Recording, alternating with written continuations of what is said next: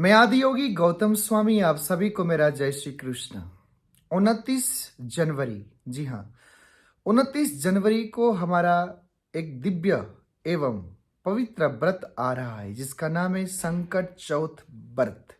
माघ महीने में इस व्रत को करने का एक नियम है। माघ महीने की कृष्ण पक्ष की चतुर्थ तिथि के दिन संकष्टी नाम से इसको जाना जाता है। तिल चतुर्थी व्रत कहकर भी इसको जाना जाता है, उद्घोष किया जाता है। जी हाँ, काफी लोगों को असमंजस है कि ये व्रत 29 को है या 30 तारीख को है। तो इस विषय को लेकर के हम आगे चर्चा करेंगे और इसकी विधि और इसका मंत्र और इसकी लाभ क्या मिलता है मनुष्य को, माताओं को, बहनों को, इस विषय में हम चर्चा करेंगे। जी हाँ, आपको मैं बताना चाहूंगा, माघ महीने की कृष्ण पक्ष की चतुर्थ तिथि के दिन जो है इस व्रत की शुरुआत होती है और इस बार 29 जनवरी को सुबह प्रातःकाल 6:10 में चतुर्थ तिथि प्रारंभ हो रही है और 30 तारीख को अगले दिन 8:54 तक ये तिथि व्यापक रहेगा। और मैं आपको बताना चाहूंगा कि ये तिथि के रहते रहते हमको व्रत करना चाहिए और इस तिथि के अंदर ही हमको चंद्रमा का अर्घ देना चाहिए। इसीलिए इस व्रत को हम 29 तारीख को ही करेंगे, क्योंकि काफी लोग मुझे पूछ रहे थे और काफी लोगों का प्रश्न था कि क्या ये 30 को हम कर सकते हैं।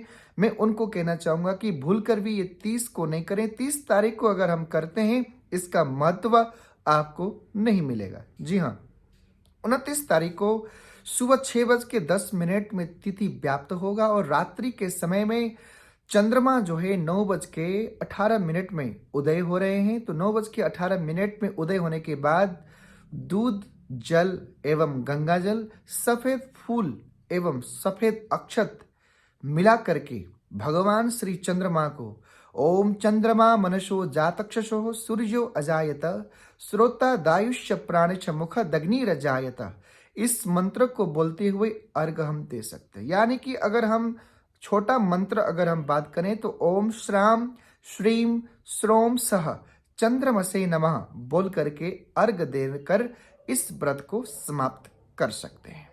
29 तारीख को ही इस व्रत को करें और 29 तारीख को ही इसका महत्व है और 29 तारीख का क्या विधि है मैं आपको इस वीडियो के माध्यम से अवश्य बताता हूं। आपको मैं कहना चाहूंगा कि 29 तारीख को ब्रह्म मुहूर्त में उठें और ब्रह्म मुहूर्त में उठ करके गंगा जल और तिल डाल करके स्नान करें और पीला वस्त्र या फिर लाल रंग का वस्त्र आप धारण करें और अपने एक सुंदर एक लकड़ी की पेटी यानी कि लकड़ी की बनी हुई चौकी पर पीला कपड़ा बिछा करके भगवान गणपति का मूर्ति स्थापना करें, साथ में लक्ष्मी देवी का मूर्ति स्थापना करें। स्थापना करने के बाद दूध, दही, घी, शहद, शक्कर, पंचामृत, सप्तामृत, गंगा जल, गुलाब जलों से स्नान कराएं और स्नान कराने के बाद यज्ञोपवीत अर्पण करें, वस्त्र अलंकार अर्पित करें। उसके बाद भगवान श्री गौरी गणेश को अपने मस्तक पर सिंदूर का तिलक जरूर अवश्य लगाएं और चावल के बिना टूटे हुए दाने उनके मस्तक पर अर्पण करें। साथ में फूल माला, पुष्प माला अर्पण करके दुर्वा यानी कि जिसको हम खब्बल कहते हैं, दुर्वा अर्पण करें। इत्र, हल्दी अर्पण करके भगवान गणपति की आरती उतारें, साथ में नैवेद्य भोग लगाएं। इस दिन नैवेद्य भोग कैसा होना चाहिए तो तिल और गुड़ मिलाकर के लड्डू बनाएं। तिल और गुड़ मिश्रित लड्डू या पकवान उसको भगवान गणपति को अर्पण करें और इस दिन तिल का और गुड़ का बड़ा महत्व है। भगवान गणपति को आज के दिन यानी कि 29 तारीख के दिन, इस व्रत वाले दिन तिल का ही लड्डू चढ़ाने का विधान है और भगवान को नाना प्रकार के 5 प्रकार के फल अर्पण करें और अर्पण करने के बाद भगवान श्री गणपति का ध्यान करें। गजानन भूत गणादि सेवितम कपित जम्बू फल चारु भक्षणम उमासुत शोक विनाश कारकम नमामि विघ्नेश्वर पाद पंकजम, अथवा वक्रतुंड महाकाय सूर्य कोटि समप्रभ निर्विघ्नं कुरु मे देव सर्व कार्येषु सर्वदा, अथवा ओम श्री गणेशाय नमः, एवं ओम गंग गणपते नमः इस मंत्र का जाप करके भगवान गणपति को रिझाने का कार्य करना चाहिए। इस प्रकार से पूजा करने के बाद माताओं को मैं कहना चाहूंगा, आप निराहार रहें और आज के दिन आपने केवल फलाहार करना है। फलाहार यानी कि सिर्फ फलों का सेवन करना है, दूध पी सकते हैं, दही का सेवन कर सकते हैं। इसके अलावा लोग पकौड़ियां बनाकर खाने का परंपराएं अपनाते हैं, वो बिल्कुल ही निषेध है, नहीं खाना चाहिए। आज के दिन लोग फलाहार का सेवन करें, दूध का पान करें या दही का पान करें। इसके अलावा कोई भी पदार्थ व्रत वाले आटे का या द्रव का आटे का या कोई भी शिवल बना करके नहीं खाएं। आपका व्रत भंग हो जाएगा और भगवान गणपति नाराज हो जाएंगे, क्योंकि ये जो व्रत है संकष्टी व्रत यानी कि संकट चौथ का व्रत में सिर्फ फलाहार करने का विधि है और उसके अलावा पकौड़ी खाने का या व्रत वाला आटा का, द्रव का आटा का, सिंगाड़े का आटे का बना करके भोग करने का विधि कहीं पे भी वर्णन नहीं है।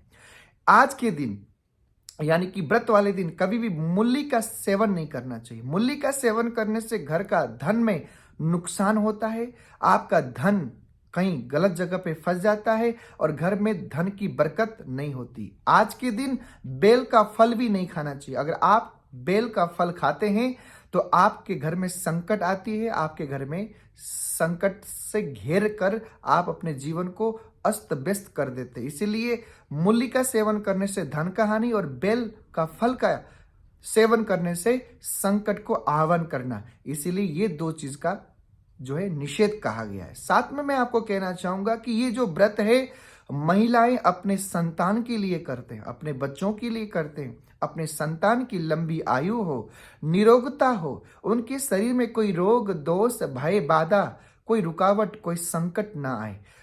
महिलाएं अपने संतान की लंबी आयु के लिए, बुद्धि के लिए, समृद्धि के लिए, वृद्धि के लिए ये व्रत करने का प्रचलन है। भगवान गणपति महिलाओं को अपना हाथों से वरदान देते हैं कि हे माताओं, हे बहनों, हे देवियों, हे स्त्रियों, आपने ये व्रत किया, आपका व्रत से मैं प्रसन्न हूं और आपकी मन की इच्छा को पूर्ण करूंगा और आपके बच्चे का हमेशा मैं सहारा बनूंगा। ऐसे भगवान गणपति उन सभी महिलाओं को आश्वासन देते हैं। मैं आपको कहना चाहूंगा कि 29 तारीख को आप सभी ने इस विधि के साथ, इस दिव्यता के साथ आपको ये व्रत करना है।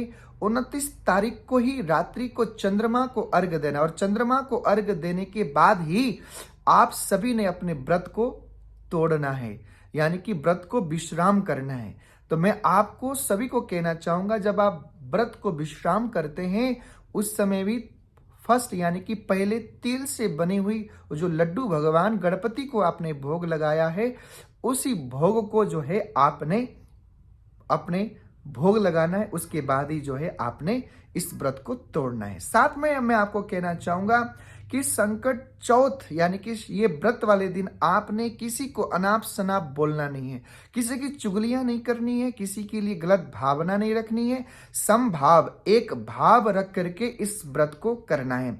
साथ में मैं कहना चाहूंगा कि रात्रि के समय में चंद्रमा का दर्शन करने के साथ साथ चंद्रमा को अर्घ्य देने के बाद चंद्रमा की आरती भी उतारना है और चंद्रमा का 3 बार, नहीं तो फिर 5 बार, नहीं तो 7 बार परिक्रमा भी लेना। ये जरूर करना है, क्योंकि चंद्रमा को जब तक हम अर्घ्य नहीं देते और चंद्रमा की जब कृपा प्राप्त नहीं होती तब तक भगवान गणपति भी कृपा नहीं करते हैं। इसलिए महिलाओं के लिए, स्त्रियों के लिए और मेरे बहनों के लिए ये मैं आपको कहना चाहूंगा। और आज के दिन साथ में तिल का दान करना चाहिए, गुड़ का दान करना चाहिए।